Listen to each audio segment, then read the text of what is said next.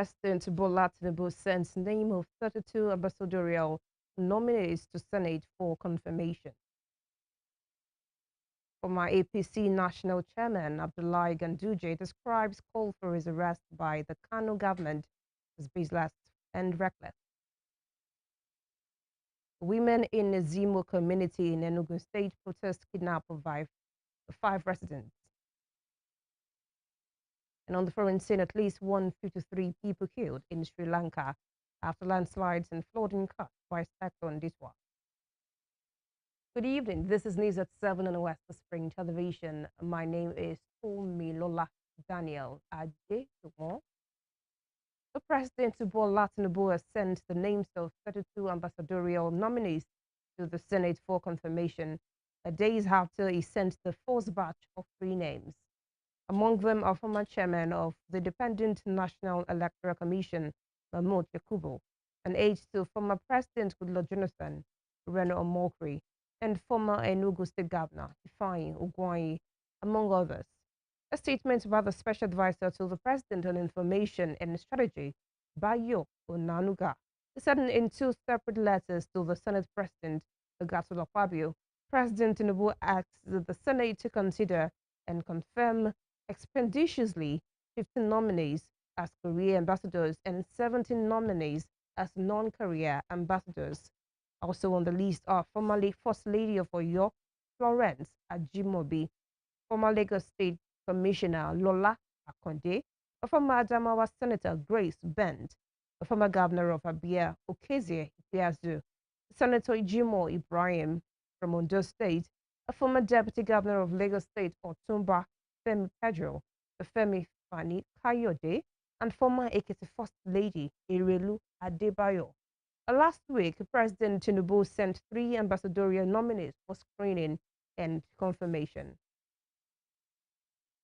A former national chairman of the All Progressives Congress APC, Abdullahi Ganduje, says the call for his arrest by the Kano State government is baseless and reckless. After the State Executive Council meeting on Friday, the Commissioner for Information and Internal Affairs, Ibrahim Waya, told journalists that cabinet members discussed Ganduje's alleged provocation statement on the vulnerability of the state to banditry. The commissioner said that less than 48 hours after the alleged provocation statement, suspected bandits infiltrated some border communities in the state, raising concerns that the remarks might have been premeditated or linked to the assault. Waya also called for the immediate investigation and arrest of for the former governor for attempting to create an illegal militia group.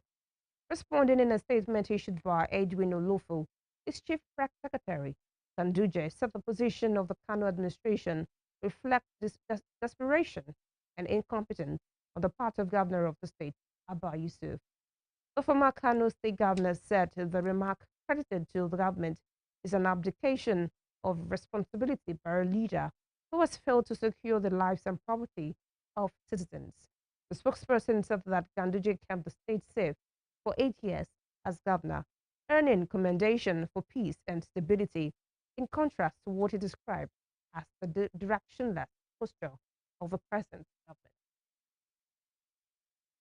government. The Nigerian government has been urged to prioritize a functional and inclusive mortgage system to enable the country to close its widening housing gap.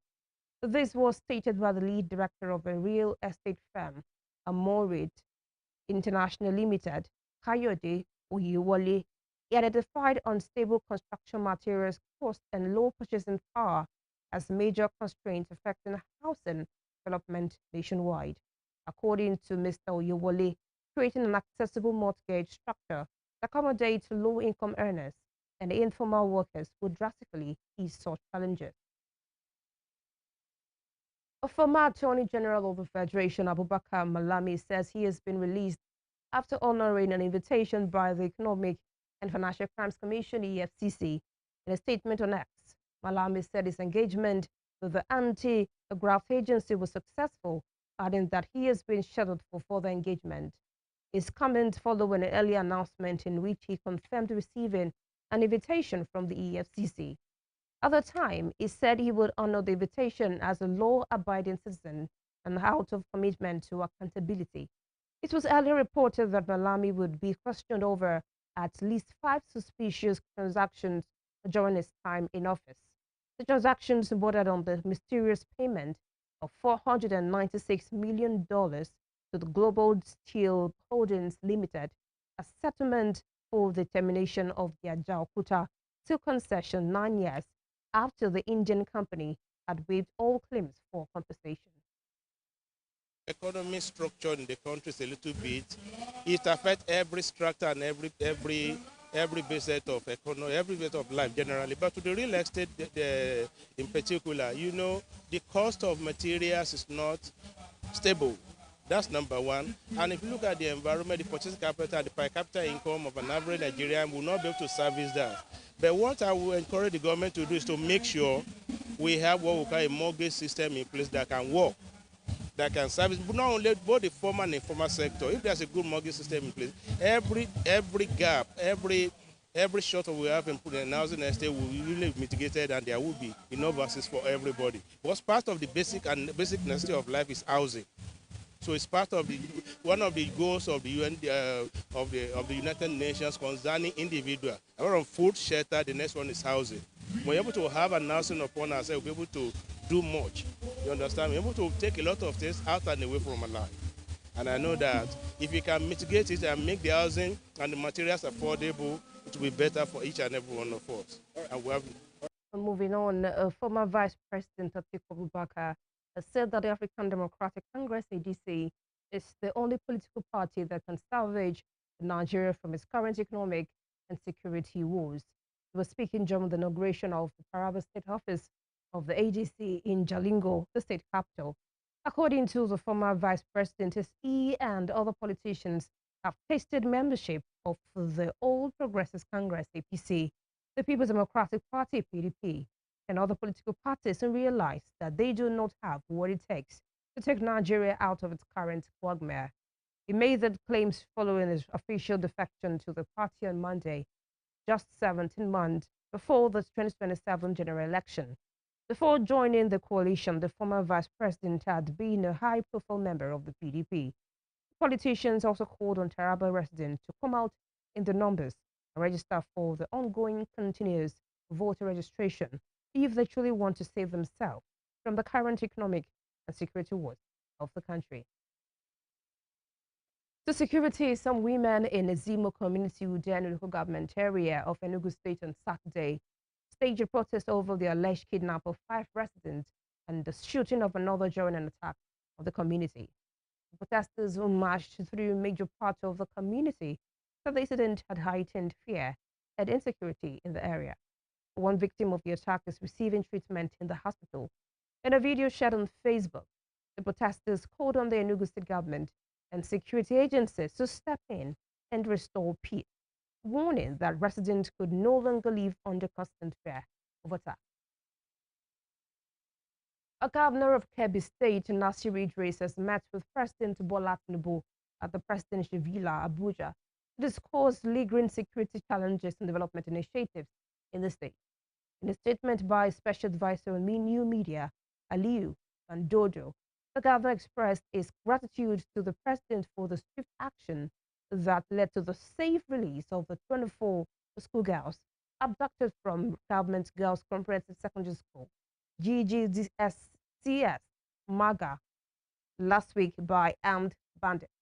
During the meeting, the governor provided a detailed briefing on ongoing insecurity in parts of Kebbi State and outlined measures being implemented to protect citizens. He also highlighted priority development projects across agriculture, education, and healthcare aimed at boosting overall state development. The meeting also focused on proactive steps and federal collaboration to combat insecurity in the state, including the strengthening intelligence sharing, rapid response strategies, and joint operations between state and federal security agencies. President Tinubu commended Governor Idris' proactive approach to security management and assured him of continued federal government support to accelerate progress in Kebbi State. In Abia State, Governor Alex Otis says the administration is intensifying security measures ahead of the Yuletide season while initiating processes to identify minor offenders in correctional centers for possible pardon. Speaking during the November edition of its monthly media interaction in Umaya, the governor appealed to residents to remain vigilant and security conscious throughout the festive period. The governor also disclosed that the government continues to hold regular consultations with security agencies, including the police, army, and the Nigeria Security and Civil Defense Corps, to strengthen intelligence gathering and respond swiftly to emerging threats. He also revealed that his administration is working closely with the Nigerian Correctional Service to review the status of inmates across facilities in the state. He said he had recently met with the zonal commandant of the service and inspected ongoing support projects, including the construction of perimeter fencing and a one-story building aimed at reducing congestion. The governor also explained that although the Correctional Service is a federal agency, the welfare of inmates, who are largely Abia citizens, remains a priority for his government. Still to come, the three persons killed in two separate fire incidents recorded in Nkanu State. We will bring you more on this when we return. Please stay with us.